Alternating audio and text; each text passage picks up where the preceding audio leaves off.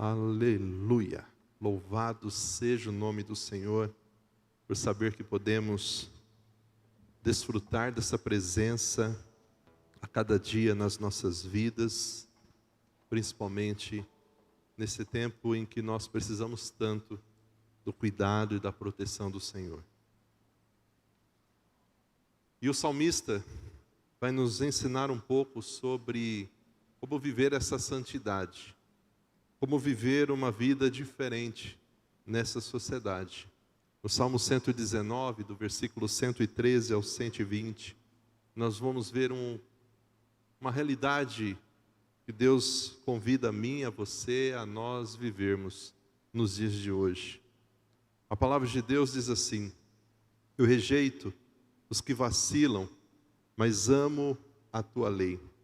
Tu és o meu refúgio, tu és o meu escudo, eu espero na sua palavra. Longe de mim, malfeitores, para que eu guarde os mandamentos do meu Deus. Ampara-me conforme a tua palavra, para que eu viva. Não permitas que eu seja envergonhado por causa da minha esperança. Sustenta-me e serei salvo, e sempre respeitarei os teus decretos. Desprezas todos os que se desviam dos teus decretos, pois a astúcia deles é falsidade. Como se fossem escória, lanças fora todos os ímpios da terra. Amo os teus testemunhos. Tremo de temor por ti e tenho medo dos teus juízos. Se nós fôssemos fazer um resumo desses versículos, desses 8 versículos, nós veríamos esse quadro. No versículo 113 ao 115, o salmista vai falar de uma vida íntegra versus uma vida hipócrita, falsa. Ele vai falar da diferença entre ter uma vida íntegra, verdadeira, autêntica e uma vida hipócrita. Versículos 116 e 17, o salmista sabe que ele precisa da ajuda de Deus para viver essa vida íntegra, autêntica, verdadeira que Deus quer de nós, essa vida de santidade.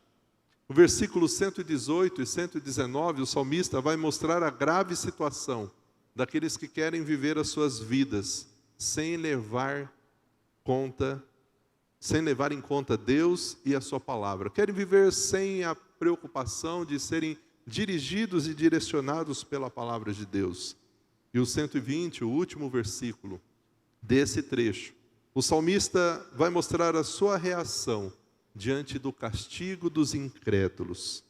Aqui nós vamos ver o salmista fazendo uma reflexão interior sobre sua vida pessoal e se movendo em direção àqueles que estão ao seu redor, de homens que não conheciam a Deus.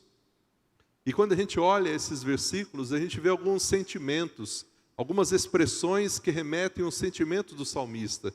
Ele diz: eu odeio, eu amo, eu espero, eu estou com medo. E quando fala aqui que ele tinha ódio, é porque ele odiava todos os caminhos falsos. Tudo aquilo que era falso, mentiroso, ele deixava de lado. Ele não queria para a vida dele. Mas ele amava a palavra de Deus. Ao mesmo tempo que ele mostrava eu odeio, ele amava a palavra de Deus. Ele temia os julgamentos de Deus. Ele estava preocupado com os malfeitores da sua época. Ele falou sobre Deus a eles e falou com Deus sobre esses malfeitores. E por que essa porção da Bíblia é importante para nós hoje? O que nós podemos aprender sobre a importância de termos uma vida íntegra, verdadeira, sem ser uma vida falsa, hipócrita? Porque nós vivemos hoje uma crise de autenticidade no mundo. Nós vivemos uma realidade onde um dos maiores sintomas da autenticidade, da falta dessa autenticidade, é a produção dos falsificados. Nós vivemos uma sociedade de falsificados. A gente tem hoje muitos produtos falsificados. Remédio falso, dinheiro falso, roupa falsa, eletrônicos falsos. E muitas vezes nós temos alguns que acham que são crentes, mas também são falsos. E a nossa vida perante Deus, se nós queremos viver essa vida de santidade, tem que ser uma vida autêntica, uma vida verdadeira. Ao serem falsos, os homens estão seguindo somente o modelo do diabo, porque ele é o pai da mentira. Ele é mentiroso, sempre foi, e é o pai da mentira. E por isso o salmista diz aqui: eu rejeito aqueles que vacilam, eu rejeito os malfeitores. Ele inicia essa porção falando que ele tinha uma atitude de aborrecer a duplicidade. A pessoa que tinha uma vida dupla. Com isso ele está querendo dizer que ele não aceitava para ele uma vida dupla, uma vida hipócrita, uma vida de falsidade, uma vida de vaidade, uma vida de ser somente ambicioso pelas coisas deste mundo.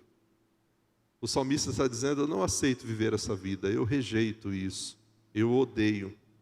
Sinto ódio por aqueles que fogem da palavra de Deus e que vivem uma vida sem ser direcionados pelo Senhor. E quando a gente olha para a Bíblia, a gente vê Caim, um exemplo individual desse tipo de vida. Quando a gente olha o povo de Israel, a gente vê um exemplo coletivo desse tipo de vida, de pessoas que queriam viver segundo sua própria vontade. O salmista, então, ele faz uma opção. E a opção dele é amar a lei de Deus. Ele faz a opção de obedecer à lei de Deus. E a única maneira que a gente pode provar que a gente ama a Deus e a sua palavra é obedecendo a sua lei e os seus mandamentos. Então, diante de um mundo onde as pessoas estão vivendo nessa realidade dos falsificados, onde poucas coisas são verdadeiras, onde os relacionamentos muitas vezes são falsos e não verdadeiros, onde nós como cristãos precisamos amar num mundo onde as pessoas só praticam ódio, ser contentes com aquilo que já nos deu no mundo onde as pessoas vivem carregadas de inveja. Como viver então uma vida autêntica? Como cultivar uma vida íntegra, uma vida de autenticidade? Primeiro a gente precisa depositar a nossa confiança em Deus. O versículo 114, ele diz, está ali no finalzinho: tu és o meu refúgio, tu és o meu escudo, eu espero na sua palavra. Quem já teve o privilégio de ler o livro de Salmos, você vai ver que essa palavra escudo, refúgio, essa palavra se repete muito no livro de Salmos, nos cânticos e nas orações dos salmistas. Tu és o meu refúgio, tu és o meu escudo, eu espero na sua palavra. Querido, se a gente tiver o desejo de cultivar uma vida verdadeira, uma vida íntegra, uma vida de autenticidade, nós precisamos depositar a nossa confiança em Deus. Por quê? Porque Deus é refúgio, Deus é escudo. Duas figuras que transmitem para mim e para você confiança. Por isso que a gente não pode ter medo diante dessa situação que a gente está vivendo. Porque nós servimos um Deus que é refúgio, que é escudo.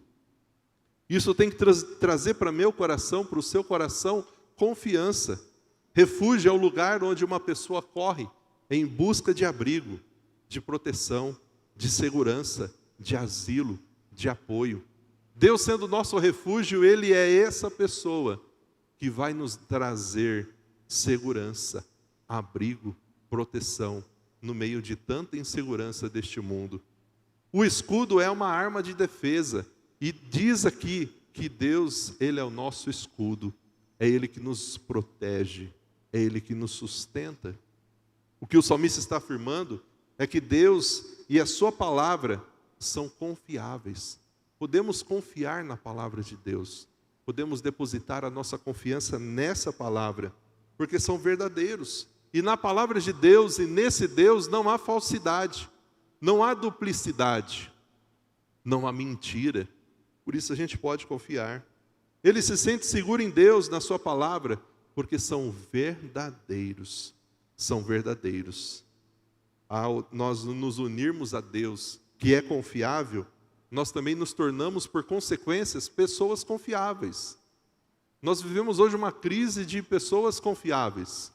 Não sabemos mais em quem a gente pode confiar ou não. no ambiente de trabalho, nas famílias. E eu e você somos chamados, como a Rose bem colocou aqui, para fazermos a diferença. E como nós vamos fazer a diferença? Depositando a nossa confiança em Deus. Nesse Deus que é confiável, nesse Deus que é justo, nesse Deus que é refúgio, nesse Deus que é abrigo. E ao buscarmos a Deus e nos unirmos a Deus que é confiável e que não é falso, nós vamos nos tornar também pessoas confiáveis. Porque a gente vai aborrecer e deixar de lado tudo que é falso, tudo que é mentiroso, tudo que é mentira. Porque a gente não vai mais seguir o pai da mentira. Agora a gente segue um Deus que é o Deus da verdade. Então, como podemos nos manter íntegros, ter uma vida de autenticidade neste mundo de tantos desafios? A gente precisa se afastar dos malfeitores. E malfeitores aqui, o salmista está mostrando para nós nesse versículo: longe de mim, malfeitores, para que eu guarde os mandamentos do meu Deus. Ele queria estar perto de Deus e queria manter distância dos malfeitores. E malfeitores aqui é aquele que é perverso, quem comete crimes, praticando mal, que tem ações deploráveis, aquele que tem uma vida totalmente fora dos princípios da palavra de Deus. Não estou dizendo aqui que a Bíblia está nos dizendo que a gente não tem que ter amizade com as pessoas que não servem a Deus como nós. Não, a Bíblia não é contra a amizade com os ímpios. O que ela fala é para nós não termos comunhão com eles.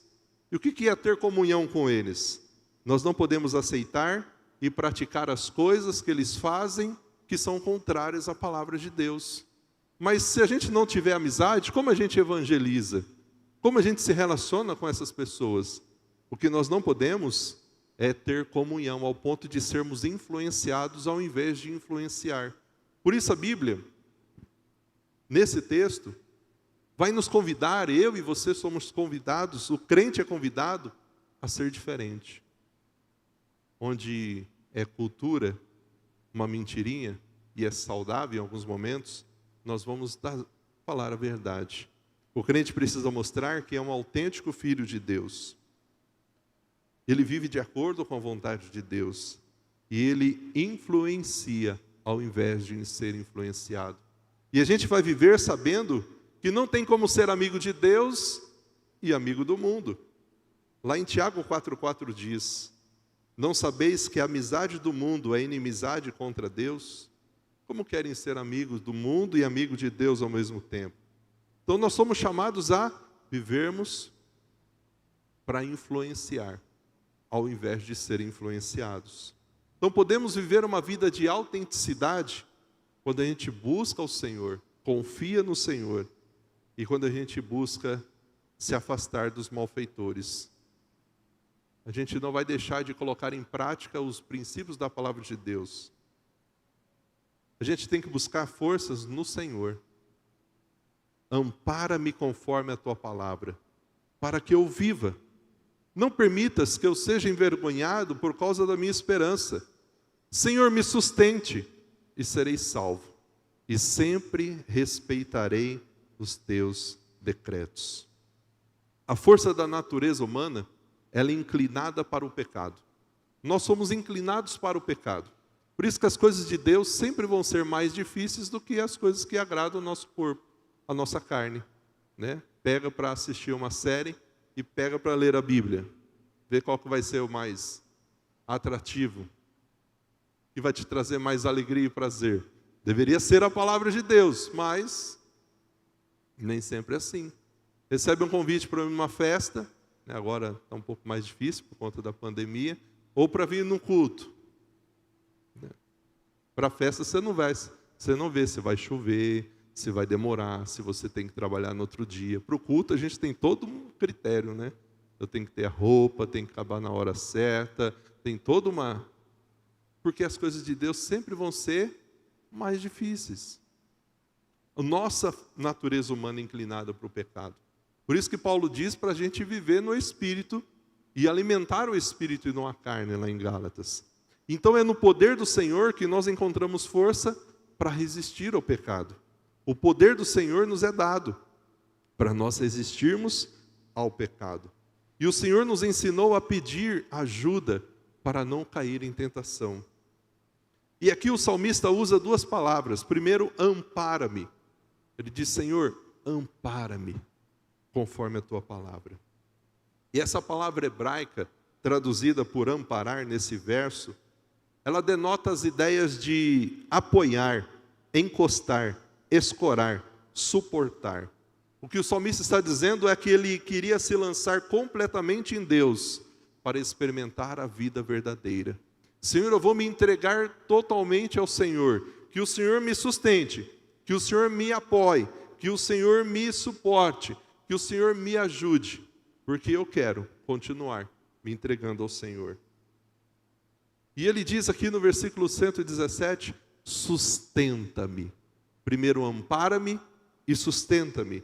E essa palavra sustenta-me, a palavra hebraica, traduzida por sustentar nesse versículo, traz a ideia de apoiar, permanecer, estabelecer, fortalecer, confortar. O salmista estava contando com a força de Deus para passar por qualquer situação que preciso fosse.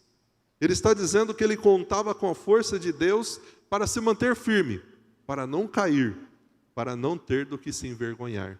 E você, depende do quê? Da sua própria força? O salmista está nos ensinando que nós precisamos contar com a força de Deus. Por isso ele está dizendo, Senhor, ampara-me. Senhor, me sustente. Senhor, esteja comigo. Primeiro ele diz que é refúgio, depois ele diz que é aquele que é o escudo, e agora ele diz, Senhor, me ampare, Senhor, me sustente, porque ele queria viver uma vida de autenticidade, uma vida verdadeira, não uma vida falsa, não uma vida dupla. E como a gente então pode cultivar uma vida de autenticidade? Sermos cristãos de verdade. A gente precisa conhecer o caráter desse Deus que nós servimos. A gente precisa conhecer quem é esse Deus que a gente serve. Deus, ele é santo. Esse Deus que nós servimos, ele despreza a falsidade e impiedade. Versículo 118, desprezas todos os que se desviam dos teus decretos, pois a astúcia deles é falsidade. Como se fossem escória, lança fora todos os ímpios da terra, porque eu amo os teus testemunhos. Querido, Deus, ele exige de nós essa santidade, esse viver diferente. E quem conhece a Deus, sabe que ele exige, quando a gente olha a história do povo de Israel, todo o tempo Deus pediu ao povo para que eles fossem diferentes das outras nações. Por isso as leis, por isso todas as instruções, por isso todas as orientações. Deus, ele é santo. Ele não quer que sejamos falsos. Deus é autêntico, e seus filhos devem ser também.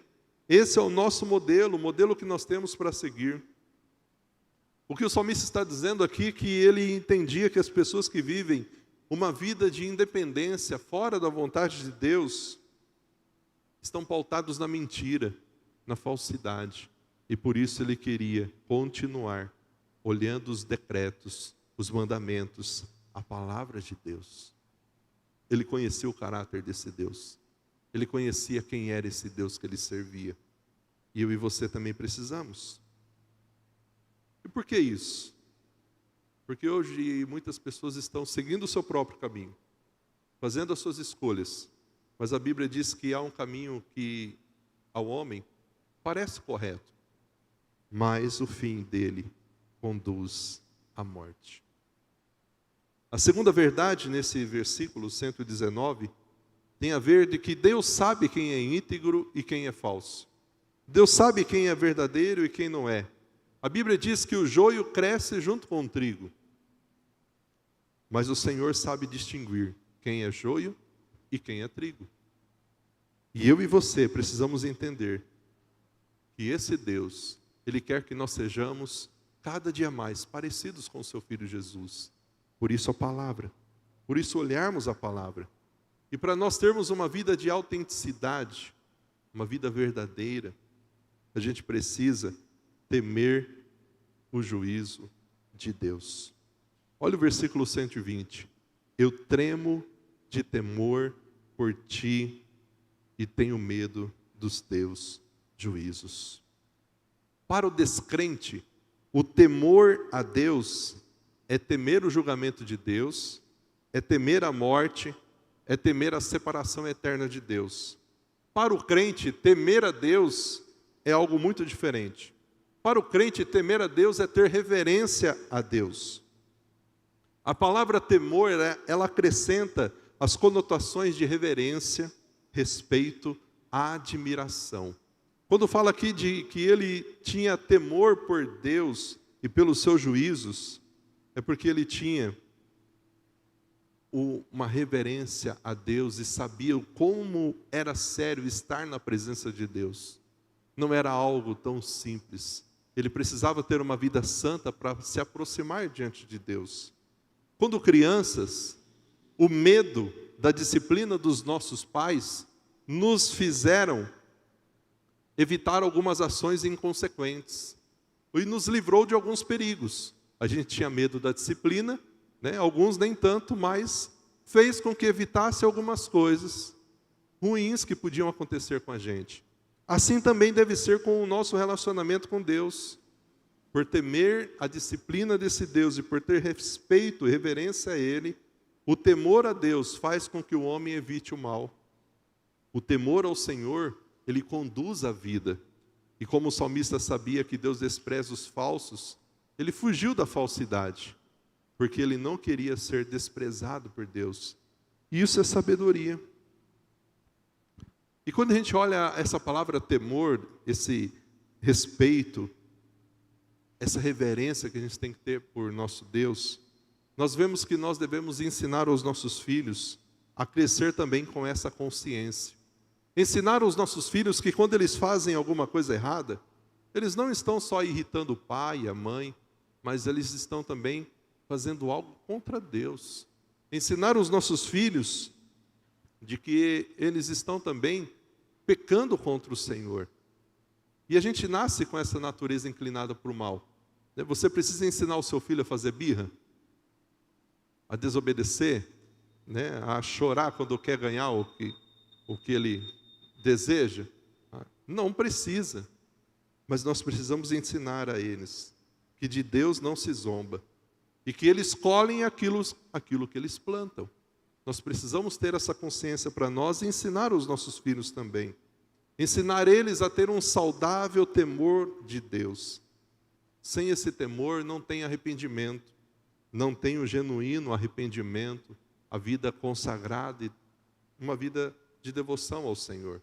E por que é importante a gente ter esse temor e ensinar os nossos filhos a ter esse temor?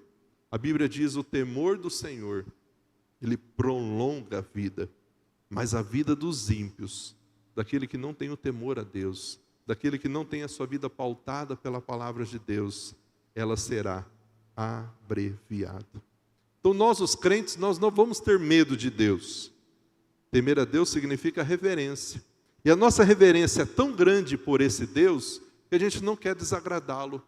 A gente não quer pensar ou fazer algo que desagrade Ele, porque Ele demonstrou um amor tão grande por nós que a gente não quer, com as nossas escolhas e com as nossas atitudes, entristecê-lo. Temer a Deus, então, é respeitá-lo, é se submeter a Ele, é louvá-lo, é admirá-lo, é destacar as suas qualidades e adorá-lo por elas, pelas suas qualidades. Tememos a Deus e não queremos entristecê-lo pelos nossos erros e pelas nossas falhas. Portanto, o temor não é ter medo de Deus. E no Salmo 119, versículo 120, tremo de temor por ti e tenho medo dos teus juízos. Deus espera de nós uma vida íntegra. O salmista considera o fim dos incrédulos e sente na própria pele o que significa ignorar a Deus e a sua palavra. Nós precisamos levar a Deus e a sua palavra a sério, para termos uma vida autêntica, uma vida verdadeira. E Deus espera de nós que a gente seja cristãos autênticos e coerentes todos os dias.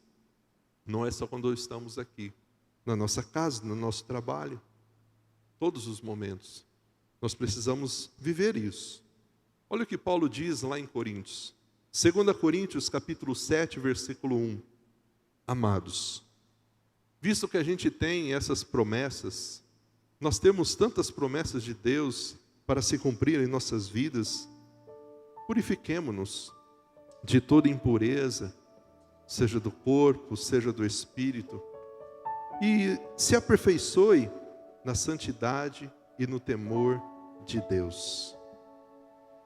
Nós precisamos nos conscientizar que não tem como viver com Deus na nossa própria força. A gente precisa desse Deus que é nosso refúgio e que é nosso escudo. Nós precisamos dele porque ele vai nos sustentar, ele vai nos amparar. Não é pela nossa própria força. É ele, a sua força, sua graça, sua misericórdia, que nos sustenta. É ele que vai nos ajudar e nos capacitar a viver essa vida autêntica, diferente. Comportamentos, escolhas diferentes do que a gente tem visto neste mundo. Onde a gente vai pagar o mal com o bem. Onde a gente vive numa realidade de tanta impaciência, a gente vai procurar ser mais paciente. De tanto ódio, a gente vai procurar ser mais gentil. A gente vai, com as nossas palavras e com o nosso jeito, com a luz de Cristo que há em nós, ser diferente. O melhor que podemos fazer é obedecer a Deus e obedecer a sua santa palavra. Olha o convite de Deus através do profeta Isaías, lá em Isaías capítulo 1, versículo 18 ao versículo 20. Raciocinemos, diz o Senhor, ainda que os nossos pecados sejam como a escarlata, eles se tornarão brancos como a neve. Ainda que sejam vermelhos como o carmesim, se tornarão como a lã. Se estiverdes prontos para ouvir, vocês vão comer o melhor desta terra. Mas se vocês se recusardes e fordes rebeldes, sereis destruídos pela espada, pois a boca do Senhor foi quem disse. Esse carmesim era uma tinta vermelha, que quase era impossível de se tirar da roupa, do tecido. E muitos podem achar que as manchas dos seus pecados não podem ser tiradas e não podem ser perdoadas e lavadas. Mas, querido, Jesus morreu naquela cruz e através do seu sangue, todos aqueles que aceitam o convite do Senhor, que vêm até Ele, são perdoados, são lavados e são purificados. E mesmo que o pecado tenha feito você se tornar sujo, mesmo que você esteja sujo por conta do pecado, esse tom vermelho, Deus está dizendo, olha, vamos discutir esse assunto. Eu posso perdoar. Porque não há pecado que Deus não possa perdoar. E não há vida que Deus não possa restaurar. O que nós precisamos é estar nas mãos do Senhor. Porque Deus tem o melhor para as nossas vidas. Deus tem o melhor para mim, para você que nos acompanha na sua casa. Mas Ele requer de nós um compromisso firme, para que nós sejamos autênticos, para que nós possamos escolher o caminho da obediência e seremos abençoados em todas as áreas da vida. O que Deus quer de mim, de você, é que a gente possa se render. Vivemos numa sociedade, no meio de muitas pessoas que têm um comportamento desses que o salmista está dizendo. Mentirosos, falsos, malfeitores. Pessoas que querem ver o nosso mal, que não querem o nosso bem. Principalmente por seguirmos a Deus, por termos esperança na palavra do Senhor. Mas, querido, se a gente se render, se a gente clamar ao Senhor, Ele vai continuar nos moldando para uma vida diferente, para uma vida autêntica, para uma vida onde nós vamos fazer diferença, onde nós vamos influenciar ao invés de ser influenciados. E tudo isso porque nós confiamos nesse Deus, que é refúgio, que é escudo. Eu não sei qual vai ser a sua decisão, mas essa noite é noite de conserto, é noite de renovação, é noite de restauração. E o que Deus quer é que a gente se renda, Que a gente deixe de lado o nosso conhecimento, a nossa própria sabedoria e se renda completamente a Ele. Eu convido você a se colocar de pé. Que você possa fazer desse cântico a sua oração. Senhor, nessa noite eu vou clamar ao Senhor, porque eu creio que tudo vem de Ti. Só o Senhor pode ser o meu refúgio, o meu escudo. Vamos fazer dessa música nossa oração. Vamos cantar.